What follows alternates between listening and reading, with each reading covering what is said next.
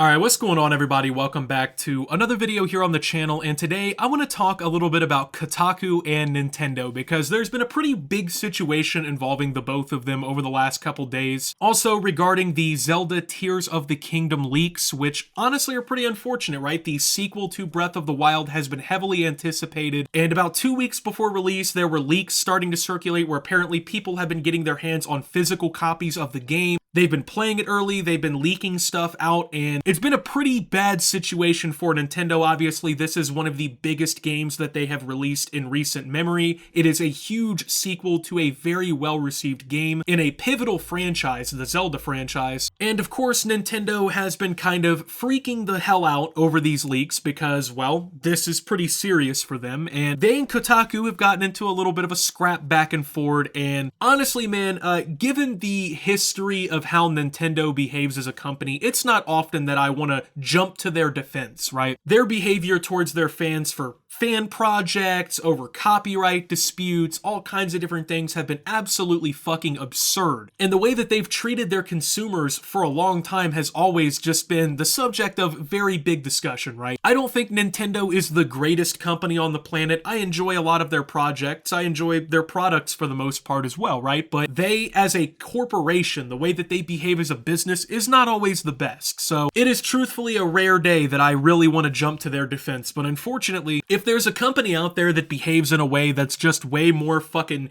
petty and ignorant than that way that fucking Nintendo acts, it's gotta be the game quote-unquote journalists over at Kotaku, which is, in my opinion, the worst gaming outlet you can read. The shit they post on there is actual slop. You know, maybe 1 out of every 10 or so articles will actually be readable, pretty decent maybe, but for the most part, the shit that they write is just fucking garbage. And the way that they behave as a company and as employees of the company is also just completely fucking ridiculous. To the point that most gamers actually fucking hate Kotaku. And rightfully so. I also have a very great dislike for Kotaku. So Nintendo and Kotaku have a little bit of history. Nintendo notably does not like working with Kotaku. Now, how the gaming industry typically works is for a lot of major releases, as I pull my chair up and sit up, they'll have a game coming out in a couple weeks or whatever, so they send what are known as review copies out to a lot of the major publications, and these days, even a lot of YouTubers and YouTube reviewers and Twitch streamers. This is basically free marketing for the game. They give a free $70 copy to a dude who can make a fucking YouTube video that gets 3 million views. Even 1% of the people who watch the review go and buy the game. They make a crazy return on their money. They build the game's reputation up online and through publications like Kotaku, you know, PC Gamer, and it's a win-win for both because, you know, the creators slash the journalists get something to make their piece on and get some money on, and the game developers get their piece because they get sales and public, you know, figure for their game, I guess. Now, Kotaku is blacklisted by Nintendo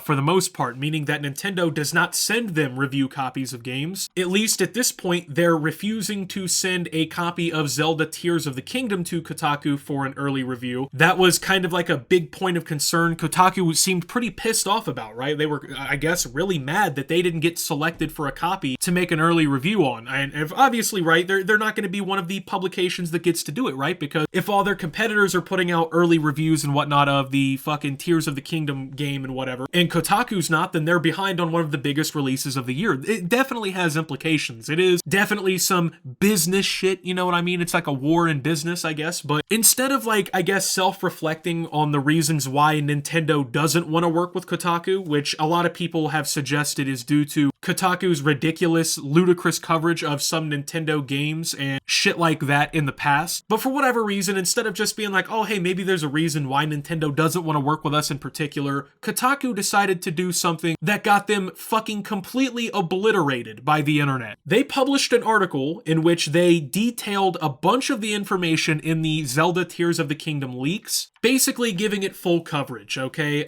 Now, obviously, they did not get this information in a quote-unquote legitimate way, according to Nintendo. They got all this shit from leaks. They didn't get an early review copy or anything. So essentially what Kotaku did here is they tried to get revenge at Nintendo by publishing a big article about the leaks of one of Nintendo's biggest releases in recent memory. That way they can kind of say a big fuck you to Nintendo, right, for blacklisting us. Keep in mind, now the company is also sitting here wondering, gee, gee, why are we blacklisted by Nintendo? Do you think maybe it has anything to do with the way you operate as a fucking company? Now, I as a creator have covered leaks for gaming franchises and whatnot in the past as well. The difference is I'm not a quote-unquote respected journalistic outlet like fucking Kotaku. I am just some dude on YouTube talking about game franchises I like. I'm not fucking salaried by one of the biggest gaming journalist outlets in the fucking world. This is just a complete lack of journalistic integrity is what it is. It's a complete petty move by Kotaku to try and get back at Nintendo over them being blacklisted. And of course, Nintendo's probably not going to be taking too kindly to this, right? Keep in mind, Kotaku encouraged people to pirate Metroid Dread. They've given extensive coverage to Nintendo emulators and games running on Nintendo emulators literally one day after they released commercially. And they wonder why Nintendo doesn't want to work with them. Gee, I wonder why Nintendo, the corporation, doesn't want to fucking work with the outlet that's constantly trying to harm their product. So what do you do in response to that? You harm their product. Now, of course, people started completely fucking obliterating Kotaku the moment they did this, because truth be told, it is kind of a scummy thing for them to do. Like, it's not even about the fact that they're covering the leaks outright, it's the fact that they're doing it in a very fucking meticulated, purposeful, intentionally bad way so that they can get back at Nintendo. They're doing it in a very nefarious way, which is a perfect reason why people fucking hate Kotaku in the first place, because they behave like this.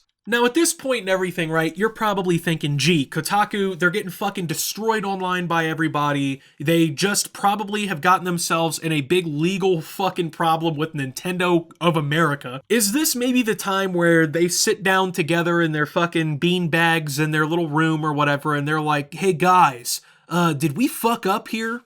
You would think, right? You'd think after the shitstorm that they created with this entire situation that maybe they'd be like, well, yeah, maybe we should reconsider. Maybe we should think a little differently, outside the box, figure this one out. No, instead, one of their senior journalists at Kotaku, Luke Plunkett, decided to go completely mask off and make a complete fucking fool of himself on Twitter. For the record, this is how I feel about publisher Blacklists, posting a picture of a World War II pilot with several Nazi swastika emblems on the side of his plane and several Japanese rising sun imperial flags on the side of his plane as well. Now, for those of you who don't understand the significance of these patches on the plane, these are confirmed kills, meaning that this pilot has shot down 6 Nazi pilots and 6 Japanese pilots. Keep in mind, Nintendo is a fucking Japanese-based company, so this guy basically insinuates here with his fucking post that he feels like he's killing fucking Japanese publishers by being these badass macho fucking writers at Kotaku or something. It's the most like batshit insane thing you could have possibly fucking posted regarding something like this. Like, the whole reason why Nintendo apparently doesn't want to work with Kotaku is due to the unprofessional behavior of Kotaku, the way that they conduct themselves as a business and as a company. They then complained that they're blacklisted and they wouldn't be getting a copy of the fucking Zelda game early to review. Days later, they publish a big article covering all the fucking leaks about the game. And then when everyone's like, hey, you guys are kind of assholes, you guys are kind of fucking idiots for this one, they respond with a potentially racially driven, semi-vague, whatever fucking post on Twitter. I don't know. Like, you would just think that these people would have the fucking critical thinking capacity to think this one through. Now, of course, there's people who fucking love Kotaku or hate Nintendo that are on Twitter making this completely different than what it needs to be. Oh, you need to stop sucking Nintendo's dick, bro. Has nothing to do with sucking Nintendo's dick. Everyone knows that Nintendo is an asshole company that does a lot of shitty things. But just because you're shitty most of the time doesn't mean you can't be right one time. Even broken clocks are right twice a day. Nintendo is honestly in the right here. As much as I hate to say that, they do a lot of morally ambiguous shit, sure, but they are in the right here. Kotaku publishes bullshit, mediocre,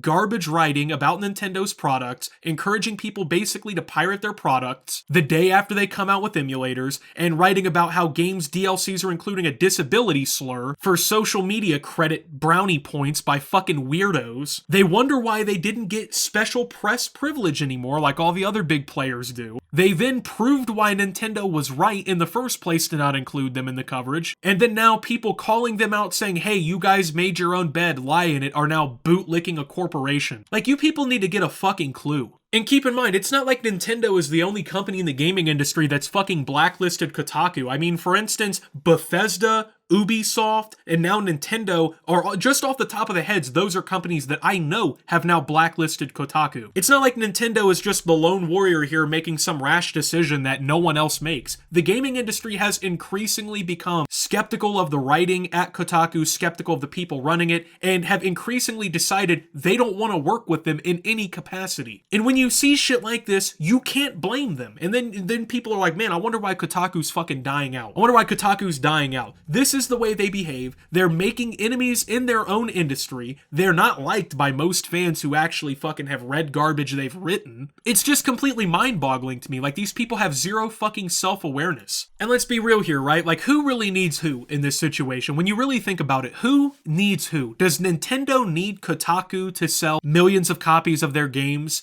I don't think so. They've been very successful in selling some of the most popular games of all time very well. Some of their games still sell today, and they've been out for like 35, 40 fucking years. So does Nintendo need Kotaku to sell copies of their game, or does Kotaku need Nintendo's cooperation to write articles on for people to read so they can make their money? Who needs who here, really? It's just insane to me, man. Like, the way that this company fucking behaves, and then they wonder why people just do not like them. So with that being said, though, thank you guys for watching. If you did enjoy, make sure to leave a like, subscribe if you're brand new around here on the channel, follow me over on Twitter and Twitch at @SubTheOptimus. Make sure to check out Shoptimus down below. Thank you to my Watch Optimus subscribers. Your support helps the channel tremendously, and until my next video, guys, this is Optimus, well, talking about the Nintendo Kotaku situation, and signing out.